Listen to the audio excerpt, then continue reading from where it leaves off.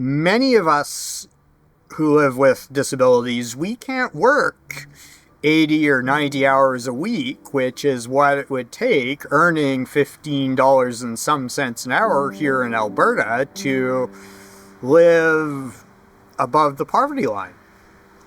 And if we're going to be in a regime which is like, well, you're earning, you just earned $500 this month, so we're going to remove from your pension $500 because you've got it from another source, we're still stuck in poverty.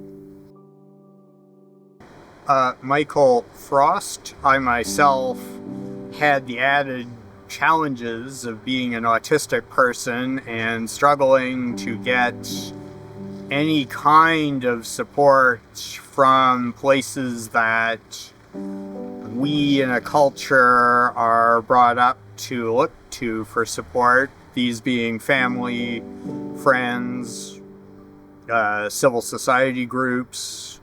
Many of them are not either willing to or able to support high-functioning autistic people because we don't want to fit any of their models of ability and how the system works.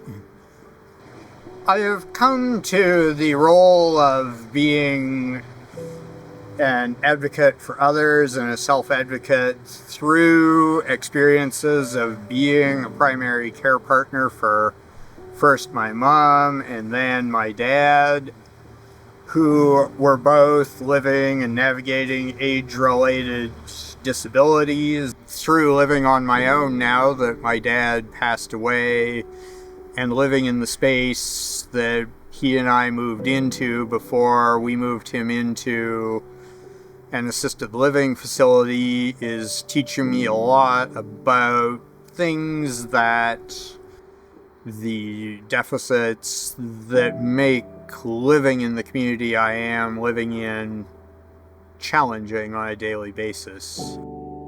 We need more income. We can't depend on the bank of sibling or mom or dad because mom or dad will probably not be around forever. Sibling may well have family of their own that they need to support and can't really be expected to support us. So we're stuck in this cycle of, if we're fortunate and privileged enough, find a job.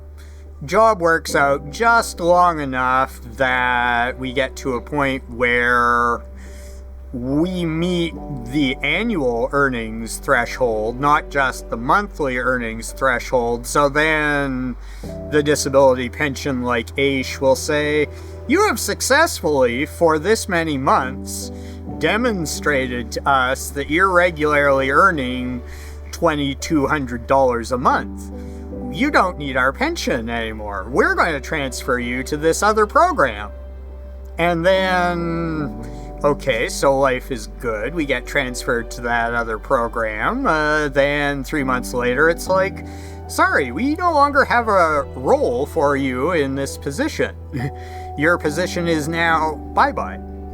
So now we find ourselves back in the cycle of looking for work, not having any money, so to speak, coming in at all. I mean, we could apply for employment insurance, but that again is a privilege that some of us who are disabled have, but some of us who are disabled and employed can't work enough hours to even qualify for employment insurance before we lose our jobs. But we may lose a good portion of whatever monthly disability pension the government provided to us because we, for a while, were demonstrating we were successfully employed, we were gainfully contributing, and then something happens related to our disability, related to the bigger labor market.